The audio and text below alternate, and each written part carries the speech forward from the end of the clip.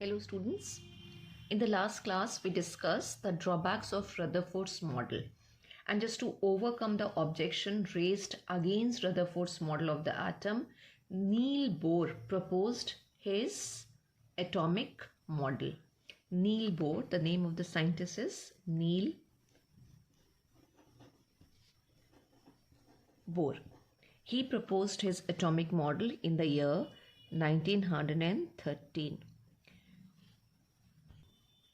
और अभी 2013 में इनके एटॉमिक मॉडल के 100 इयर्स कंप्लीट हुए थे, तो सारे इंस्टीट्यूशन में 100th एनिवर्सरी सेलिब्रेट करी गई थी। तो नील बोर के एटॉमिक मॉडल के 100 साल कंप्लीट हो गए। अब जो नील बोर ने अपना एटॉमिक मॉडल प्रेजेंट किया था उसके लिए उन्होंने कुछ पोस्टुलेट्स दिए थे। पोस्टुलेट्स मीन्स उनकी थ्योरी थी जिसके कुछ पॉइंट्स थे और उन्होंने उसको बाद में प्रूव करके भी दिखाया था, कैलकुलेट करके भी दिखाया था।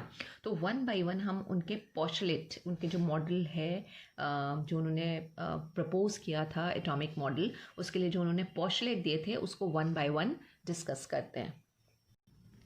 फर्स्ट पोस्टुलेट उनकी थ्योरी का है कि जो इलेक्ट्रॉन रिवॉल्व करते हैं around the nucleus, the electron revolve around the nucleus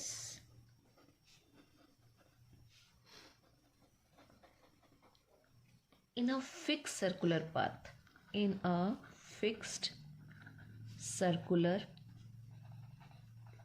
path, और इसी फिक्स सर्कुलर पाथ को बोलते हैं ऑर्बिट्स, कॉल्ड ऑर्बिट्स।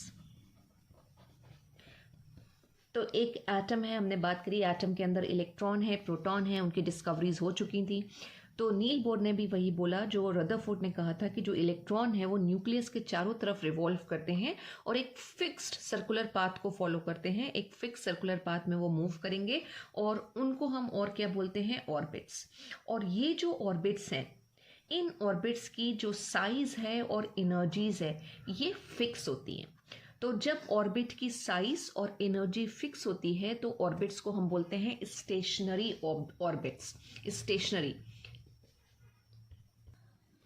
स्टेशनरी की मीनिंग होती है कोई चीज़ जब रुकी भी होती है, ठहरी भी होती है, उसे हम बोलते हैं स्टेशनरी। NARY वाला स्टेशनरी है ये। तो स्टेशनरी ऑर्बिट्स होती हैं। स्टेशनरी ऑर्बिट्स हम इन्हें क्यों कहते हैं, क्योंकि इन ऑर्बिट्स की जो एनर्जीज हैं वो भी फिक्स होगी और जो साइज यानी कि जो रेडियस है वो भी फिक्स होगा। तो ये पॉइंट हमारे पास आ गया कि these orbits have fix size and energy. यही चीज़ आपको याद रखनी है कि जो ऑर्बिट्स हैं, हर ऑर्बिट की जो साइज और एनर्जी होगी वो फिक्स होगी। और इन ऑर्बिट्स को हम क्या बोलते हैं, स्टेशनरी ऑर्बिट्स, स्टेशनरी, राइट। तो जो बोर की ऑर्बिट्स हैं उनको स्टेशनरी ऑर्बिट्स क्यों कहा जाता है, अगर आपसे पूछा जाए तो स्टेशनरी ऑर्बिट्स का मतलब होता है ऐसी ऑर्बिट्स जिनकी साइज और एनर्जीज फिक्स हों, वो ऑर्बिट्स हमारी कहलाएंगी स्टेशनरी ऑर्बिट्स। सेकेंड पॉइंट देखते हैं बोर्स एटॉमिक मॉडल का। सेकेंड पॉइंट कहता है कि only certain special orbits known as discrete orbits of electron are allowed inside the atom. तो एक अगर हमारे पास एटम है उसके पास कुछ फिक्स नंबर ऑफ प्रोटॉन होंगे और फिक्स नंबर ऑफ इलेक्ट्रॉन्स होंगे। तो depending on the number of electron उस एटम के अंदर कुछ ऑर्बिट्स प्रेजेंट होंगी, राइट। और उन ऑर्बिट्स को हम बोल रहे हैं स्पेशल ऑर्बिट्स होंगी और उनको एक नाम दिया गया डिस्क्रीट ऑर्बिट्स। अब ये डिस्क्रीट ऑर्बिट्स क्या है इलेक्ट्रॉन की, तो इलेक्ट्रॉन प्रेजेंट है इसलिए डिस्क्रीट ऑर्बिटल्स ऑफ इलेक्ट्रॉन हो गई, ऑर्बिट्स ऑफ इलेक्ट्रॉन हो गई। डिस्क्रीट का मतलब होता है ऐसी ऑर्बिट्स जहां पे इलेक्ट्रॉन प्रेजेंट हो और वो वहां पे स्टेबल भी रहे। और जब तक, थर्ड पॉइंट यही है कि जब तक इलेक्ट्रॉन इन ऑर्बिट्स में रहता है तो वो इलेक्ट्रॉन जो है एनर्जी को रेडिएट या एमिट नहीं करता है। तो थर्ड पॉइंट है as long as electron remain in these orbits they do not radiate energy. अब रदरफोर्ड का ड्रॉबैक आप याद करिए जहां पे हमने बात करी थी कि इलेक्ट्रॉन कंटिन्यूसली जो है वो एनर्जी को रेडिएट कर रहा है और कंटिन्यूसली एनर्जी को रेडिएट करने में उसकी एनर्जी हर टर्न के साथ, जब न्यूक्लियस के चारों तरफ वो टर्न लेता है, रिवॉल्व करता है, तो हर टर्न के साथ उसकी एनर्जी डिक्रीज करती जाती है। और ये बात निकल के आई थी कि अल्टीमेटली होगा क्या, electron will fall into the nucleus और कोलैप्स्ड हो जाएगा। लेकिन ऐसा नहीं है। यही सबसे इंपॉर्टेंट पॉइंट था कि बोर ने बोला कि इलेक्ट्रॉन जब तक एक ऑर्बिट के अंदर रहता है राइट जिस फिक्स्ड ऑर्बिट के अंदर होगा, जिस फिक्स पाथ पे फिक्स वेलोसिटी के साथ वो मूव कर रहा होगा, वो जो है वो एनर्जी को एमिट नहीं कर रहा होगा। और ऐसी ऑर्बिट्स को हम बोलते हैं डिस्क्रीट ऑर्बिट्स और स्टेशनरी ऑर्बिट्स। और बोर ने इन्हीं ऑर्बिट्स को एक और नाम दिया। उन्होंने बोला कि ये ऑर्बिट्स जो है इनको हम शेल्स भी बोल सकते हैं, या फिर इन शेल्स के अंदर इलेक्ट्रॉन प्रेजेंट है और उनके साथ एनर्जी एसोसिएटेड है, तो उन्होंने इन शेल्स को नाम दिया एनर्जी शेल्स। तो नेक्स्ट पॉइंट जो हम लिख रहे हैं वो है orbits are also called. Orbits को हम और क्या कह सकते हैं, हम उन्हें कह सकते हैं शेल्स, शेल्स, या और क्या बोल सकते हैं, एनर्जी लेवल्स या फिर एनर्जी शेल्स। एनर्जी लेवल्स भी आता है और एनर्जी शेल्स भी आ जाता है, एनर्जी शेल्स।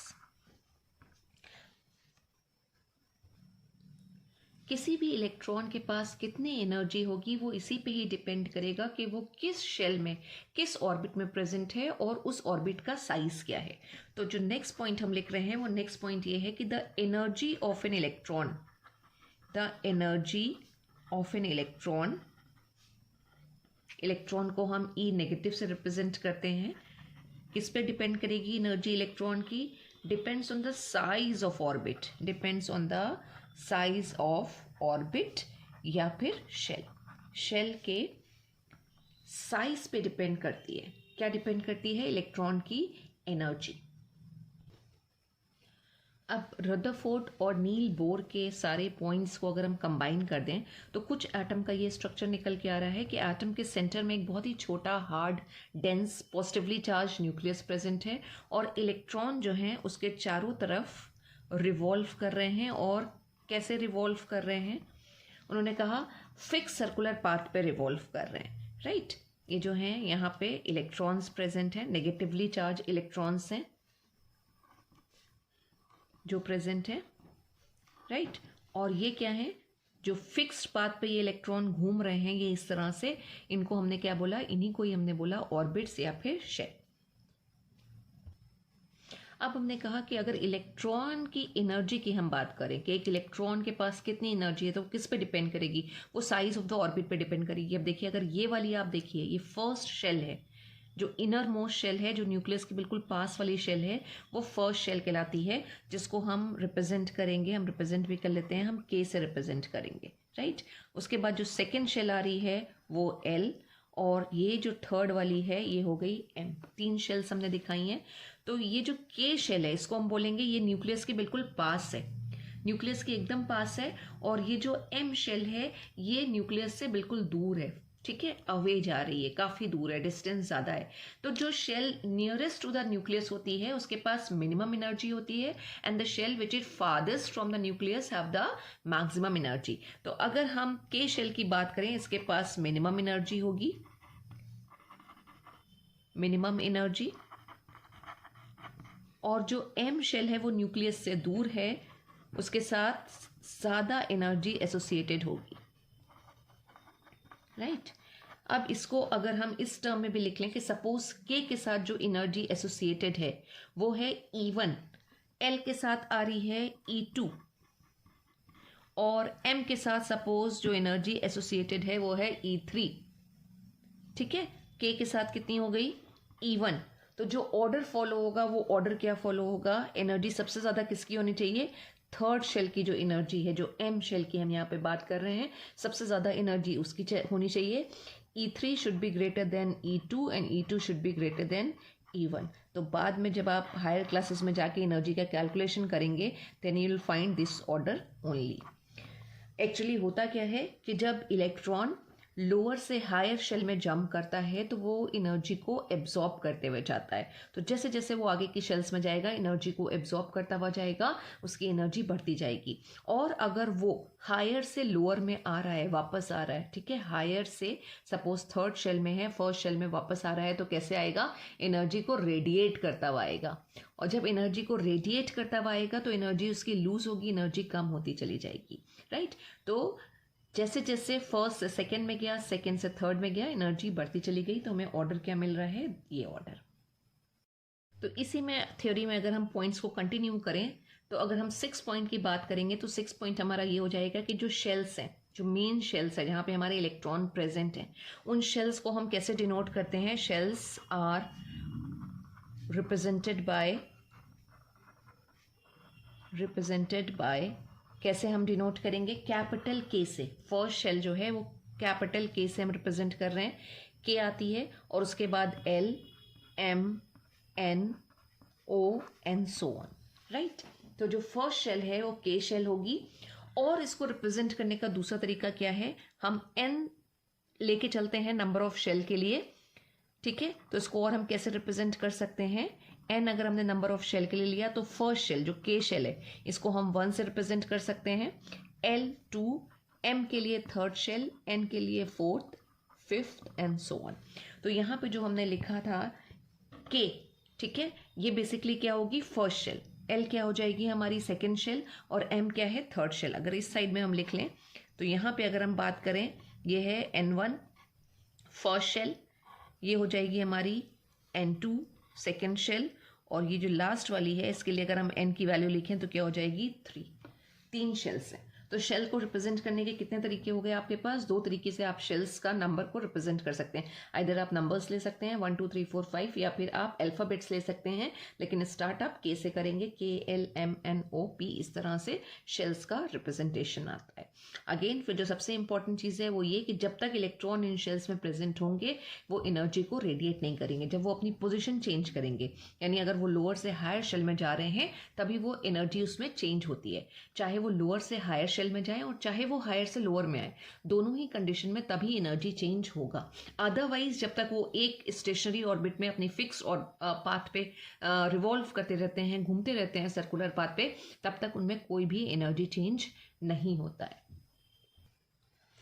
हर शेल की कैपेसिटी होती है इलेक्ट्रॉन को होल्ड करने की। अगर आप ये डायग्राम देखेंगे तो जब मैंने ये फर्स्ट शेल को यहाँ पे ड्रॉ किया था तो मैंने 2 ही इलेक्ट्रॉन्स यहाँ पे ड्रॉ किए, राइट। और जब ये सेकंड शेल आई है तो देखिए कितने इलेक्ट्रॉन है। अगर हम यहाँ से स्टार्ट करें 1 2 3 4 5 6 7 और 8 इलेक्ट्रॉन्स, राइट। और थर्ड शेल में सिर्फ एक ही इलेक्ट्रॉन दिखाया है।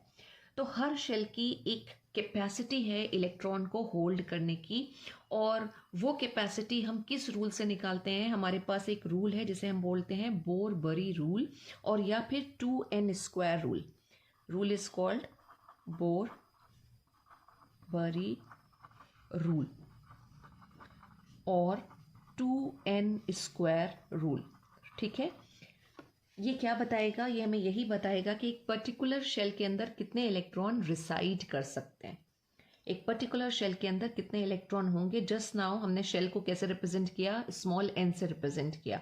तो अगर n की वैल्यू हमारे पास यहाँ पे 1 है, right, if n is equal to 1, यानी अगर हम फर्स्ट शेल की बात कर रहे हैं तो फर्स्ट शेल में कितने इलेक्ट्रॉन आएंगे? 2n² में अगर आप n की वैल्यू 1 लेके चलेंगे तो ये क्या हो जाएगा? 2 × 1² और इज इक्वल टू 2। तो जो n है अगर फर्स्ट है, अगर वो फर्स्ट शेल है तो उसमें मैक्सिमम कितने इलेक्ट्रॉन आ सकते हैं? 2 इलेक्ट्रॉन।